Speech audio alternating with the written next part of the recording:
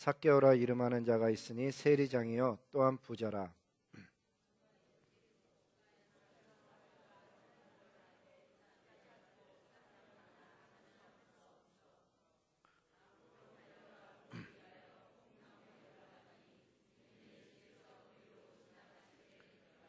예수께서 그것에 이르사 우러러 보시고 이르시되 삭개오야 속히 내려오라. 내가 오늘 내 집에 유하여야 하겠다 하시니 급히 내려와 즐거워하며 영접하거늘.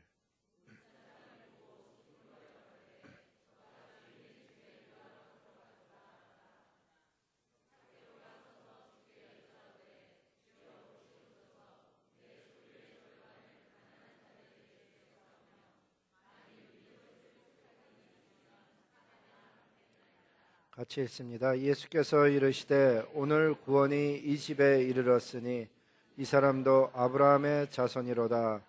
인자에 온 것은 잃어버린 자를 찾아 구원하려 함이니라. 아멘.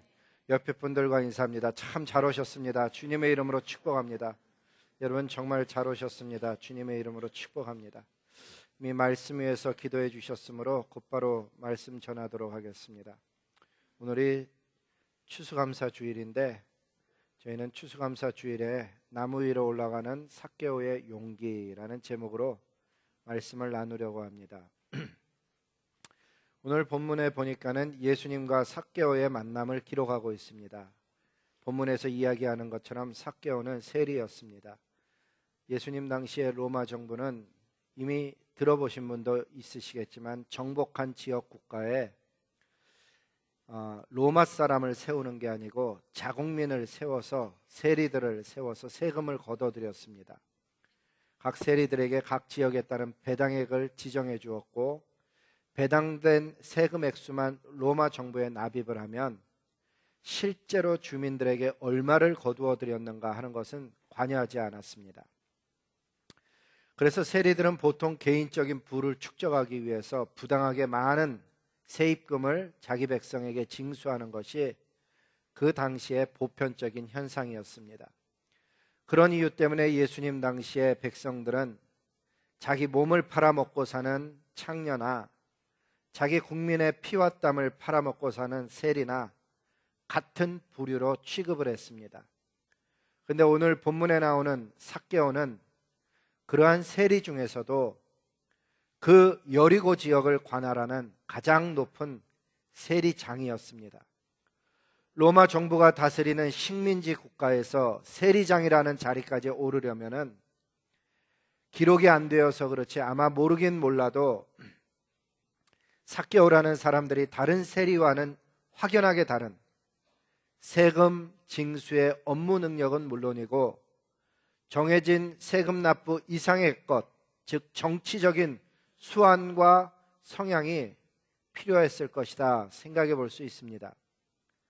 근데 누가복음 19장 8절을 읽어보면은 그러한 우리의 상상과는 전혀 다른 사람의 모습으로 삭개오가 기록되어져 있습니다. 그 삭개오에 대한 누가복음 19장 18절은 이렇게 기록합니다. 삭개오가 서서 주께 여짜오되 주여 보시옵소서 내 소유의 절반을 가난한 자에게 나누어 주겠으며. 무슨 이야기입니까? 돈에 대해서 그 누구보다도 모으고자 하는 소유욕에 있을 만한 사람이 자기 것을 나누어 주겠다 그러고 지금까지 만일 누구의 것을 속여서 빼앗은 일이 있으면 그 갑절이나 갚겠나이다. 다른 얘기로 하면 내 소득, 내가 모은 재산은 남의 것을 토색한 것이 아니라는 이야기를 합니다. 그 당시에 대부분의 세리들은 백성들의 어려움을 돌아보지 아니하고 자기 개인의 부와 권력을 추구하며 살았습니다. 그런데 유독 삭개오라는 이 사람은 정직할 뿐만 아니라 성실하게 세리장의 직무를 감당했던 것입니다. 삭개오가 세리장이면서도 부패하지 아니하고 가난한 자들의 것을 빼앗지 않는 그 경건한 삶을 사는 그 중심에는 하나님이 계셨습니다. 우리나라가 사는 길도 마찬가지고 저와 여러분의 가정, 개인이 사는 길도 마찬가지입니다. 살아계신 하나님이 우리의 삶의 중심에 서 계시면 우리의 상황은 어떻든지 하고 있는 일이 어떤 것이든지 간에 거룩한 삶, 깨끗한 삶, 그리고 경건한 삶을 살 수 있는 힘과 지혜와 용기를 하늘로부터 얻게 되는 것입니다. 삭개오는 예수님을 만나자마자 토라에 기록된 말씀, 즉 구약성경 신명기 15장 11절 말씀을 실천합니다. 거기에는 이렇게 기록되어 있습니다. 땅에는 언제든지 가난한 자가 그치지 아니하겠으므로, 옛날이나 지금이나 어느 시대에나 가난한 자가 너희 곁에 있을 터인데 하나님께서 명령하여 이르노니, 명령한다는 얘기는 들어도 되고 안 들어도 되는 이야기가 아니고 반드시 순종해야 되는데, 너는 반드시 내 땅 안에 내 형제 중 곤란한 자, 궁핍한 자를 도와주라고 성경은 기록을 합니다. 가난한 자들에게 자기의 재산을 절반을 주겠다고 한 삭개오의 결정은 그러한 말씀을 바탕으로 한 것일 뿐만 아니라 그 뒤에 말씀을 보면 결코 자기 과시가 아니었습니다. 저와 여러분이 예수님을 어느 시점에 만났든지 간에 어떤 결단이 있기가 마련인데, 삭개오가 예수님을 만나서 했던 일은 하나님을 경외하기 때문에 나온 말이었습니다. 그래서 예수님은 그것을 듣고서는 이 사람이 자기를 과시하려고 하네, 자기를 잘 보이려고 하네, 이렇게 대답하지 않으시고 누가복음 19장 9절에 보면 예수님이 말씀하시기를 오늘 구원이 이 집에 이르렀으니, 얼마를 도네이션 했기 때문에 구원을 돈으로 샀다는 얘기가 아닙니다.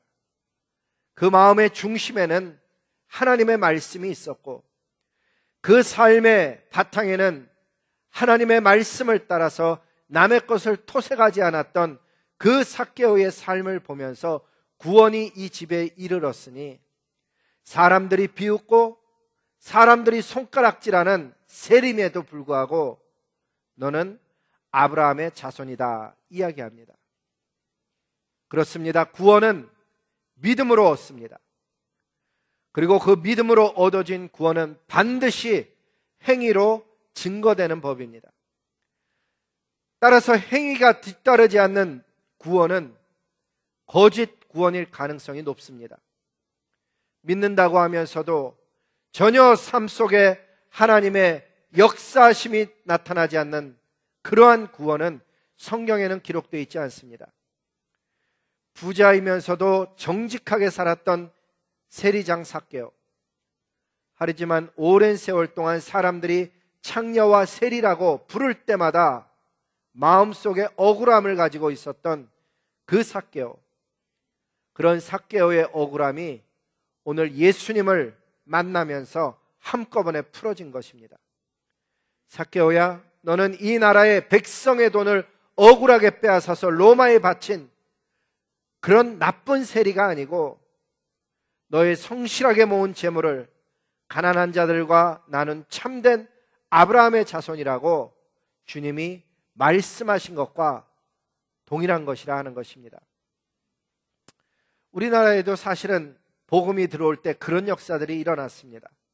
1890년대 후반 강화도에 복음이 들어갔는데 홍의 마을에 박능일이라는 훈장 선생님이 가장 먼저 예수님을 받아들였습니다.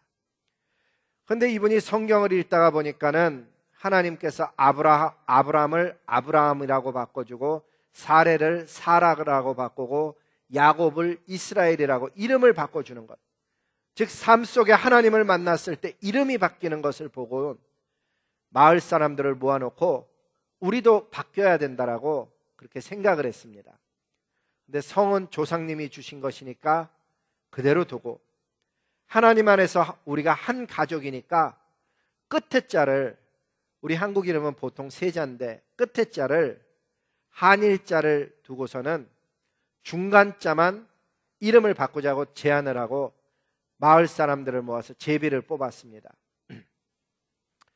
그래서 오늘날까지도 강화도에 가면 이름이 비슷비슷합니다. 예를 들면 믿을 신자를 써서 신일, 사랑 애자를 써서 에일, 능력 능자를 써서 능일, 은혜 해자를 써서 해일, 충성 충자를 써서 충일, 거룩할 성자를 써서 성일, 받을 봉사자를 써서 봉일, 착할 순자를 써서 순일, 박능일, 김능일 이런 식으로 이름을 짓는 것입니다. 근데 그 중에 조선의 삭개오라고 부르는 분이 있습니다. 이름이 종순일 씨입니다. 순일. 이분은 강화도 홍의 마을 최고의 부자였습니다. 그가 얼마나 부자였는지 홍의 마을에 사는 사람 중에 그의 돈을 빌려다 쓰지 않은 이가 거의 없다 할 정도로 그렇게 큰 부자였습니다. 근데 그가 예수님을 믿게 되었고 마태복음을 읽어나가다가 마태복음 18장에 나오는 1만 달란트 빚진 자의 예화를 읽게 되었습니다. 그날부터 혼자서 시름시름 고민합니다. 그리고는 어느 주일 아침에 예배를 마치자마자 자기에게 빚진 사람은 다 자기 집으로 모이라고 이야기했습니다. 그날 마을 사람들이 겁한다. 이 종순일 부자의 돈을 빌렸으니까 마을 사람 겁한다. 그 집 마당으로 몰려들면서 서로 불안한 기색을 감추지 못했습니다. 어쩐 일로 우리를 부른대? 그리고 물어보면 아무도 아는 이가 없어서 서로 수군거리며 마당으로 들어섰습니다. 그 중에 어떤 사람도 자기를 불러들인 이유를 알지 못해서 불안해했는데 잠시 후에 부자 종순일 씨가 나타나서 말합니다. 내가 하나님을 믿게 되었고 마태복음 18장을 읽었는데 거기에 보니 1만 달란트 빚진 이러이러한 스토리가 있더라. 근데 보니까는 내가 그 1만 달란트를 빚진 악한 종이라고 깨달아져서 여러분들로부터 도움을 받고자 합니다. 나의 죄는 돈으로 환산할 수 없는 큰 죄인데 하나님 아버지께서 나를 용서해 주셨으니 나도 여러분에게 빌려준 모든 것을 탕감합니다. 그리고 내가 또 하나님의 말씀을 읽으니 그 뒷장 마태복음 19장에 보니까 21절에 내 소유를 팔아 가난한 자들에게 주라 하였으니 저는 오늘부터 저의 재산을 정리해서 주님께 드리겠습니다. 그렇게 발표를 합니다.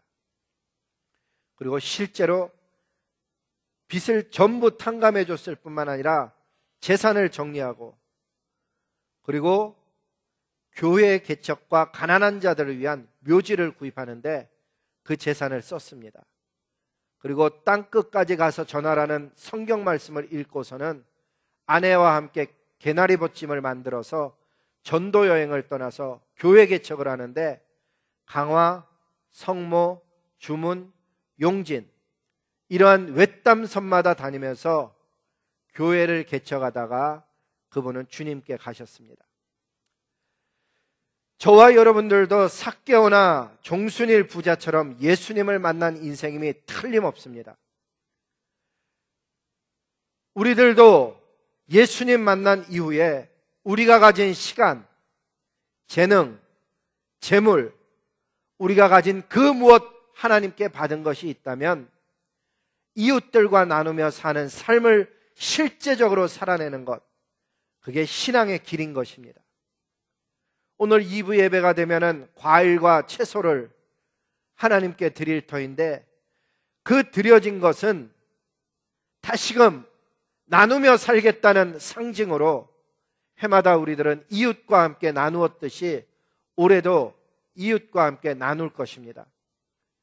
뿐만 아니라 추수감사헌금으로 드려진 것, 그것은 1년에 교회 속에 가장 많은 헌금이 들어올 때가 추수감사헌금과 성탄헌금인데 올 추수감사헌금은 에콰도르 교회를 위해서 쓰여져서 그 땅에 사는 하나님의 백성들을 향한 사역을 잘할 수 있도록 차량을 구입해서 전도와 사역에 도움을 드리고자 해서 쓰일 것입니다. 예수님 만난 인생, 단순히 믿고 죽어서 천국 갔다가 아니고 이 땅에 살아있는 동안에 하나님의 말씀 때문에 실제적으로 변화된 그 어떤 모습을 가지고 살면서 많은 사람들에게 하나님의 사랑과 복음을 전하는 데 쓰임받는 인생들로 살 때 의미 있는 예수님과의 만남이 되어진다는 사실입니다. 그런 삶을 살 수 있는 저와 여러분 될 수 있기를 주님의 이름으로 축복합니다. 두 번째는 나무 위로 올라간 삭개오의 이야기입니다. 오늘 본문을 다시 읽어보면 예수님께서 여리고로 들어가 지나가시더라. 삭개오라 이름하는 자가 있으니 세리장이요 또한 부자라. 그가 예수께서 어떠한 사람인가 하여 보고자 하되 키가 작고 사람이 많아 할 수 없어 볼 수가 없어서 먼저 달려가서 예수님을 보기 위해, 우리나라 성경에는 뽕나무라고 되어 있는데 돌 무화과 나무에 올라가니 이는 예수께서 그리로 지나가시게 되미로라. 성경 그렇게 기록합니다. 이 말씀을 보면서 제가 묵상했던 것, 그것은 뭔가 하면 우리도 신앙생활하면서 예수님 만나고 싶어서 교회에 나옵니다. 교회에 나와서 예수님을 좀 보고자 하는데 먼저 와 있는 사람들, 많은 사람들, 그 사람들 소위 신앙적으로 앞서간다고 하는 분들이 앞서 있어서 때로는 예수님의 모습이 안 보일 때가 있습니다. 근데 여러분, 교회에 와서 앞서 와 있는 사람들로 인해서 사람들 때문에 예수님이 안 보일 때 실망하고 돌아가거나 포기하지 말기를 바랍니다. 그럴 때 오히려 삭개오처럼 나무 위로 올라가는 믿음을 갖는 하늘의 사람들 되시기를 주님의 이름으로 축복하는 것입니다. 여러분, 삭개오는 그래도 명색이 세리장입니다. 나이도 먹을 만큼 먹었고 아쉬운 것 별로 없는 부자입니다.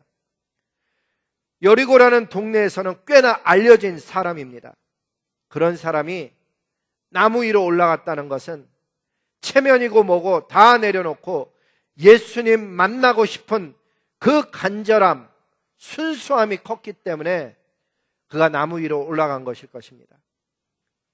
결국 그들은 사람의 평가나 시선을 뒤로하고 나무 위로 올라가는 결단, 그 결단 때문에 예수님을 만났고, 그렇게 만나진 예수님으로부터 구원은 물론이고 아브라함의 자손이라는 확인까지 받게 된 것입니다. 1890년서부터 1910년까지 우리나라 조선에 20여 년 동안 복음이 들어오면서 사람들마다 각기 신앙의 나무 위로 올라간 이야기들이 초대 교회 역사에 적혀 있습니다. 그때 J.Z. 무어라는 선교사님의 간증을 보면 The Korea Mission Field라고 1097년 여름 7월호에 쓰여진 글입니다. 거기에 우리 조상의 신앙 모습을 이렇게 기록해 놨습니다. 조선인들의 사경회는 오전에 대략 1시간가량 기도를 하고 2시간가량 성경 공부를 합니다. 그리고 오후에 1시간 성경 공부를 다시 하고 토론회를 1시간 합니다. 그리고 나머지 시간은 전도를 나갔었고, 그러다 저녁이 되면 다시 다 함께 모여 예배를 드리는 전도 집회를 갔습니다. 그냥 읽으면 아무 내용도 발견할 게 없습니다. 그 속에 그런데 무엇이 있는 줄 아십니까?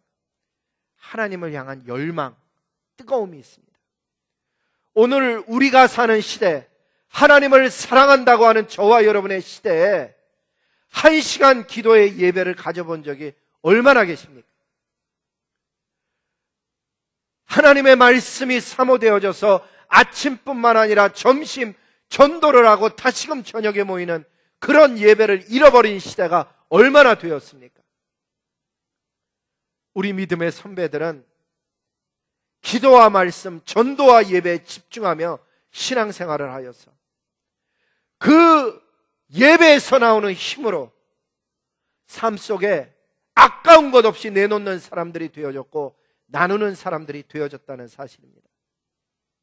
나름대로 나무 위에 올라가는 신앙의 결단을 보여서 어떤 이는 데리고 살던 첩을 내보내면서 아내에게 용서를 구하였고, 어떤 이는 도박을 끊었고 술을 끊었으며, 어떤 이는 자기 재산과도 같은 노비를 자유한 몸이 되도록 풀어줌으로 인해서 그 당시 조선사회의 일반적인 상식을 완전히 뒤집는 하늘의 삶을 실제로 살아냈다는 사실입니다. 우리가, 저와 여러분 모두가 다 하나님을 만났다고 하는 사람들인데 어떤 형태로든지 삶 속에 하나님을 만난 모습이 삶으로 선포되어져서 시간이 가면 시간이 갈수록 그 크리스찬들이 살고 있는 마을이 변하고 그 커뮤니티만 변하는 것이 아니고 나라와 민족을 변화시키는 그런 일들이 있기를 주님 앞에 기도하는 것입니다. 그래서 제가 세 번째 삭개오가 그론투비 이야기를 좀 여러분에게 전하려고 합니다. 자기의 삶만 변하는 게 아니고 이웃의 삶을 변화시킨 사람들. 그론투비라는 분은 덴마크의 신앙인입니다. 이분은 덴마크의 코펜하겐 신학대학을 입학할 때도 수석이었지만 졸업할 때도 수석을 했던 탁월한 수재였습니다. 그가 살아가고 있던 시대의 덴마크는 암울했습니다. 나라의 국론은 정치인들과 종교인들이 각기 자기 이익을 쫓아서 분열시켰고, 그나마 그 나라의 경제력을 지탱해주고 있던 슐레베츠와 홀슈타인스 지역의 비옥한 땅을 1864년 독일과의 전쟁에 져서 다 빼앗겨서 남은 땅은 자갈이 있는, 농사 지을 수 없을 것 같은 그런 척박한 땅만 남았습니다.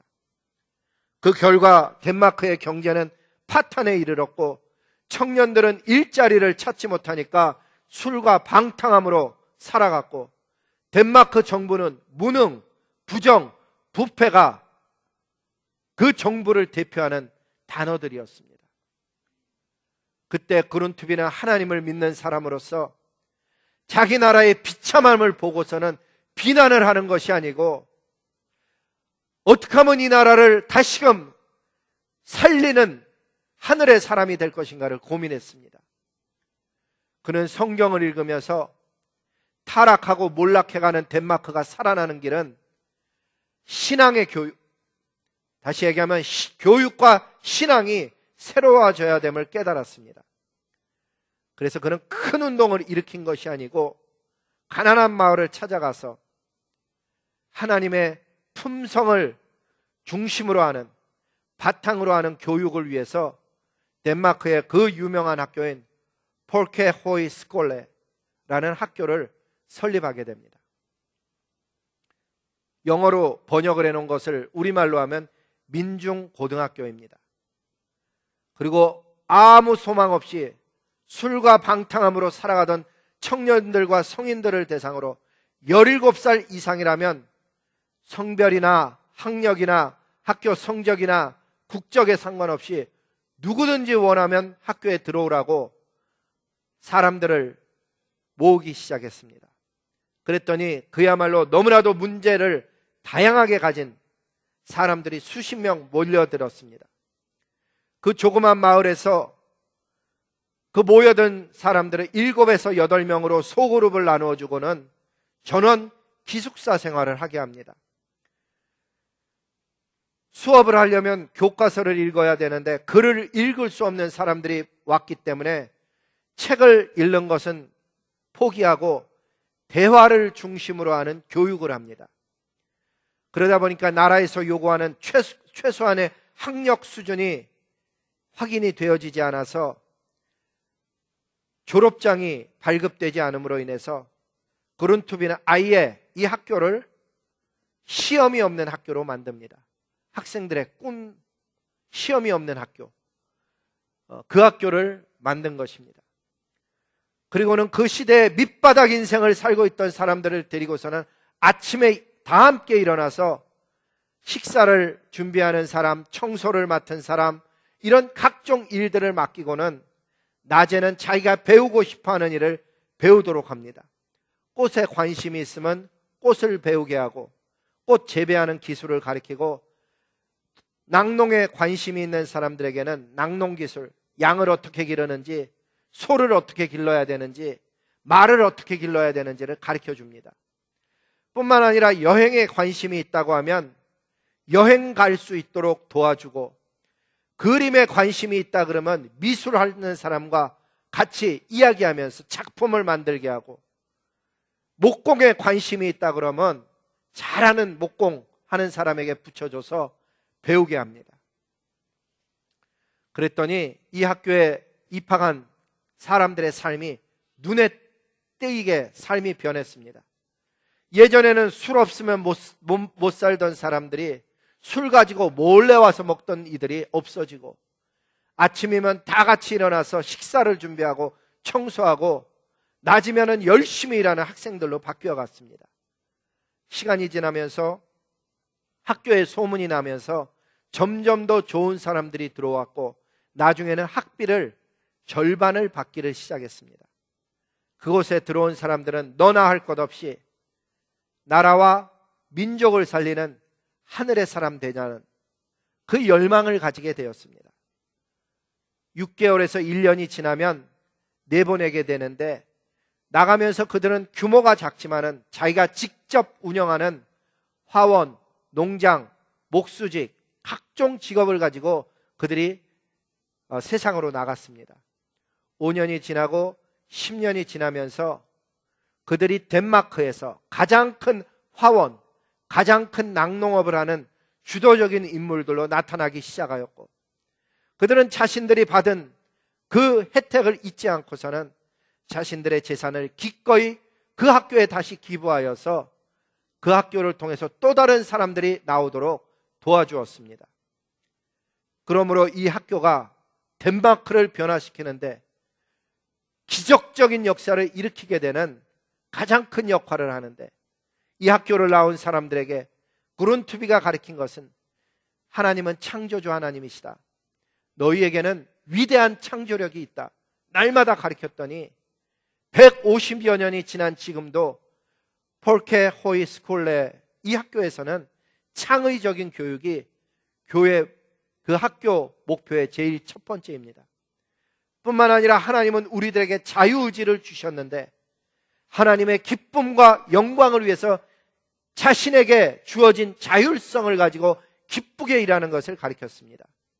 누구의 강요나 감시를 받지 않는, 어떤 시험 제도도 없는, 그러나 하나님을 섬기는 기쁨으로 일하는 것을 가르친 결과 이 학교의 두 번째 교훈, 자율적인 교육이 일어난 것입니다. 뿐만 아니라 하나님은 성삼위 하나님으로 우리에게 다가오셔서 일하셨듯이 우리도 하나님의 영광과 기쁨을 위해서 협동해야 된다고 가르쳤고, 바로 그 내용이 학교가 가장 강조하는 세 번째, 실천적인 협동 정신을 만들어내게 됐습니다. 지금도 덴마크에 가면 이런 학교가 80여 개가 존재하는데, 이 정신을 본받아 세계 곳곳에서 비슷한 형태의 대안학교가 있습니다. 그 중에 하나를 제가 지난번 한국에 갔을 때 제주도에 가서 찾아가서 보았습니다. 제주도 한 중간에 산 중턱에 대안학교를 만들었는데, 세계 곳곳에서 몰려든 학생들, 그 학생들 데리고서는 낮인데 수업이 없이 애들이 농구하고 일하고 자기들이 음식을 준비하고 저녁이면은 몰려앉아서 논의하는 그런 학교를 실제로 제가 보고 온 것입니다. 이 학교에서는 청소, 식사, 관리, 정원 관리 모든 것을 자신이 정하여서 안에 회원들이 해결을 합니다. 마치 우리 교회 모든 교실의 청소, 우리 교회의 식사, 우리 교회의 시설 관리를 자체적으로 해나가는 것과 매우 흡사합니다. 어떤 분들은 그저 생각 없이 이런 이야기를 합니다. 목사님, 우리 교회가 이제 이만큼 커졌는데 청소만큼은 외부에 회사에 맡기는 것이 오히려 건물을 오래 지속합니다. 권해야 합니다. 맞습니다. 청소 회사가 해주면은 좀 더 깨끗하고 잘하죠. 오래 가죠.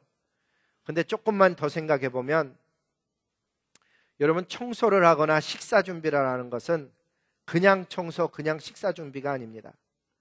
그것은 예수님을 닮아가는 한 방식이고 교육의 현장이었습니다. 옛날 수도사들도 그들도 똑같이 노동을 하고 자신들의 일을 조금씩 맡아서 했으며 시간이 나면 하나님 앞에 묵상하는 경건한 삶을 살았습니다.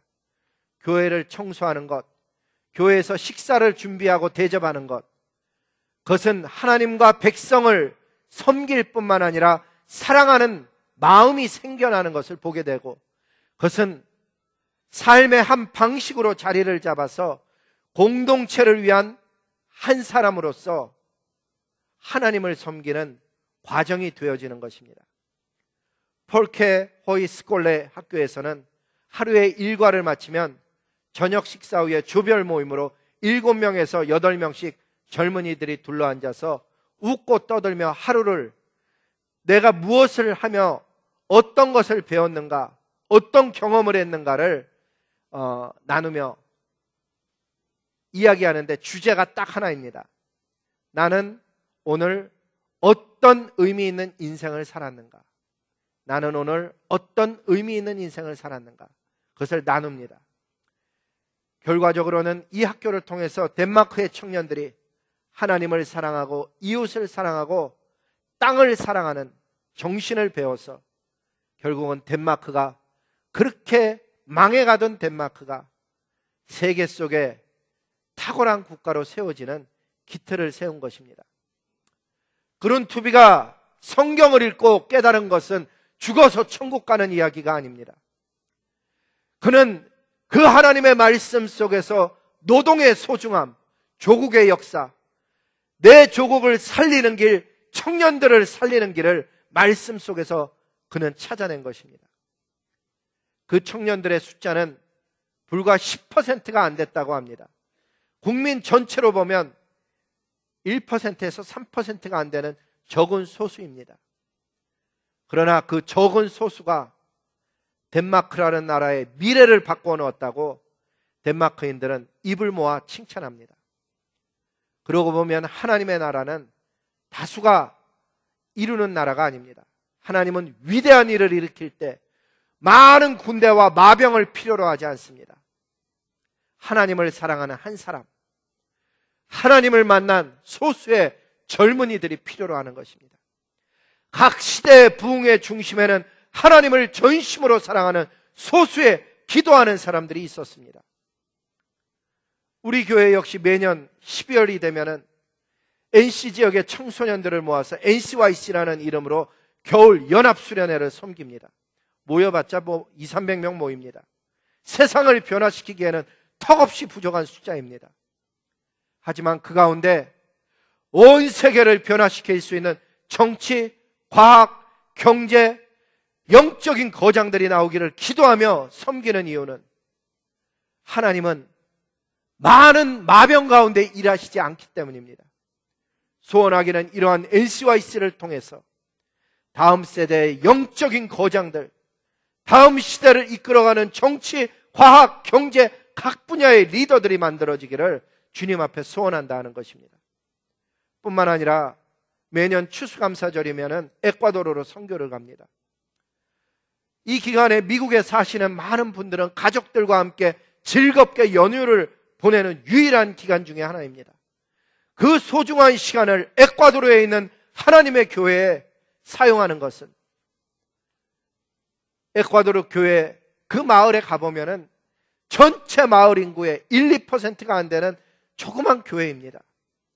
하지만 그 교회 속에서 어느 날 안데스 산맥의 모든 민족과 나라를 변화시킬 위대한 하나님의 일꾼이 나온다는 꿈을 가지고 그 귀중한 시간들을 사용하며 하나님 앞에 나아가고 있는 것입니다. 이 추수감사절에 저와 여러분은 진짜 어떤 신앙을 가지고 추수감사절을 맞이합니까? 그저 우리 가족 즐거운 여행을 계획합니까? 아니면 하나님 나라의 위대한 일들을 놓고 잃어버린 영혼들, 가난한 심령들, 없는 백성들을 향해서 나누고자 하는 열망을 가지며 이 추수감사절을 가난한 자, 소외된 자들을 위해서 하나님 앞에 나아갑니까? 예수님을 만난 인생들마다 뭘 더 달래는 인생이 아니었습니다. 삭개오는 예수님에게 달래는 것이 아니고 내가 가진 것을 나누겠노라고 예수님 만나고 인생이 변해서 고백했습니다. 우리에게 주어진 시간들, 인생의 시간들 아주 짧게 남아 있습니다. 주님 다시 오시는 그날까지 진실하게 하늘의 사람으로 이 땅을 살아가기를 소원하는 것입니다. 기도하시겠습니다.